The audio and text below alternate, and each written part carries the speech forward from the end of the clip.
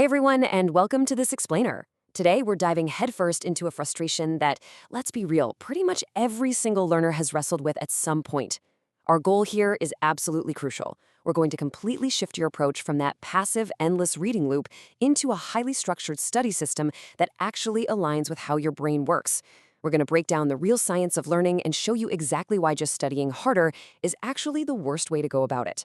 Simply put, it is time to study smarter. Okay, I want you to be completely honest with me for a second. Have you ever felt like you studied for hours, just sitting there at your desk, putting in all this time and effort, but then when it actually matters, your mind just goes totally blank? It's literally like a computer crashing right in the middle of a final exam. If that happens to you, I really want to assure you right now, you are not lazy, you are not broken, and you are certainly not smart enough. You're just suffering from a system failure. You've been relying on habits that honestly were never actually designed to help your brain learn in the first place. So, to fix this, we're drawing directly from a super fascinating book called How to Study Like a Genius by Shadow.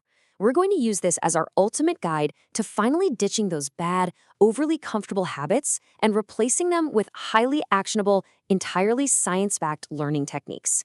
Because at the end of the day, this isn't about IQ at all. It's all about method. All right, here is our roadmap for today, which should help keep things nice and organized. First, the real study problem. Second, how the brain learns. Third, study mistakes to avoid. Fourth, the Genius Study System.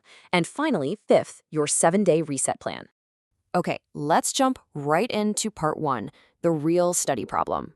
We really need to diagnose exactly why the familiar study habits you've probably relied on for years are fundamentally broken.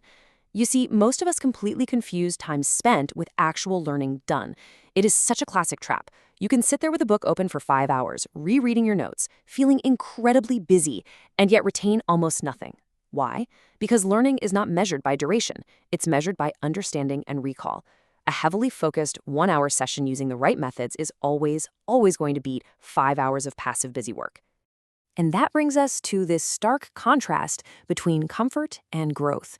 Passive studying, things like rereading a chapter over and over or highlighting literally every other sentence, feels really good, doesn't it? It feels safe. It feels familiar.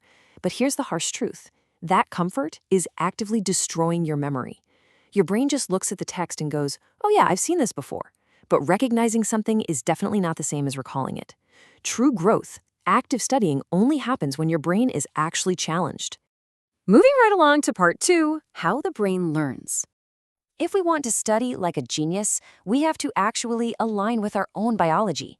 Think of your working memory as your brain's immediate workspace, and the truth is, it is shockingly small. When you try to cram the night before a huge test, you are totally overloading this capacity.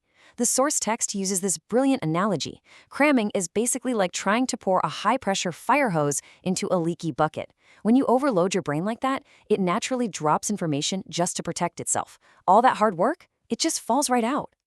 So instead of cramming one topic for hours on end, advanced learners use a psychological concept called interleaving.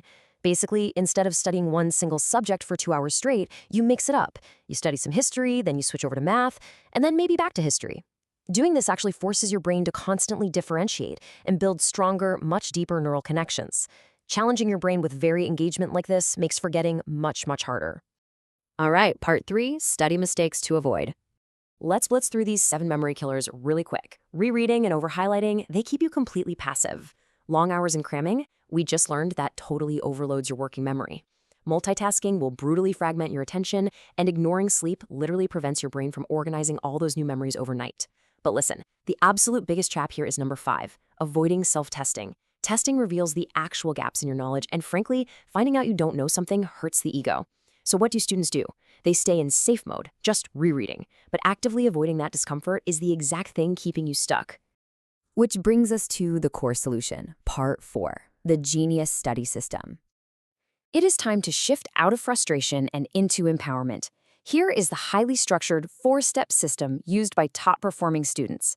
First up, clarify exactly what you need to learn so you don't waste precious time on low-value material.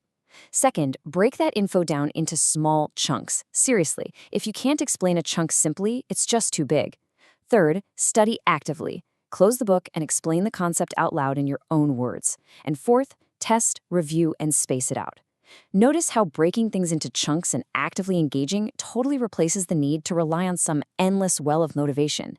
You don't need to be perfectly motivated, you just rely on the system instead. That fourth step relies on what is arguably the most powerful tool in the entire book: spaced repetition. It literally means reviewing information right on the absolute edge of forgetting it. Cramming creates this sort of temporary, flimsy familiarity, but spacing out your reviews, that gives your brain the exact amount of time it needs to consolidate that information into durable, rock-solid long-term memory. And this brilliantly illustrates how it works. You don't actually need to review every single day. The ideal pattern goes like this. On day 1, you learn and you test. On day 2, you do a really short review. Then you skip a day. On day 4, test yourself again. Skip a few more days, and on day 7, you do a final review. This exact spacing pattern is the secret sauce. It's how geniuses retain information for months, rather than forgetting it the very minute they walk out of the exam room.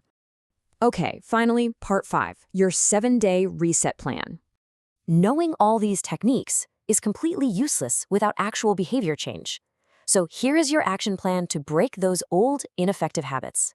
Day 1 is purely about self-awareness. Just diagnose what you are currently doing. No judgment, just observe. Day 2 is all about your environment. Remove distractions at the source before you even sit down. Seriously, put the phone in another room. Day 3 is the big pivot. Switch entirely to active study. No more rereading. You read, you close the book, and you recall. These first 3 days prep your environment and your mind before you even attempt deep learning. Moving into the rest of the week, on day 4, you introduce testing. And remember, testing is just providing necessary feedback. It is not a final judgment on your intelligence. Day 5 is when you apply that spaced review pattern we just talked about. On day 6, simulate real conditions. No phone, limited time, you are training yourself to execute calmly under pressure. And day 7 is absolutely crucial. You build your identity. You literally tell yourself, out loud, I am someone who studies actively. Integrating this new identity is what actually stabilizes these habits for the long haul. Now, as you go through this reset, you are definitely going to feel some friction. It's not going to be easy right away, but I really want you to remember this exact quote from the source text. That uncomfortable feeling, that's not failure, that's your brain getting stronger. We have to fundamentally reframe how we define struggle. When trying to recall an answer feels hard, that is actually the biological requirement for building a memory. If it's too easy, you simply aren't learning. So, what does this all mean for you? Well, you now know exactly why the old ways of passive reading and cramming just don't work. You've got the 4-step system and the 7-day reset plan laid out right in front of you. The only thing left to answer is, are you ready to actually change how you learn? Let that sink in for a minute and maybe try applying this system today. Thanks so much for joining me on this explainer, and I'll catch you next time.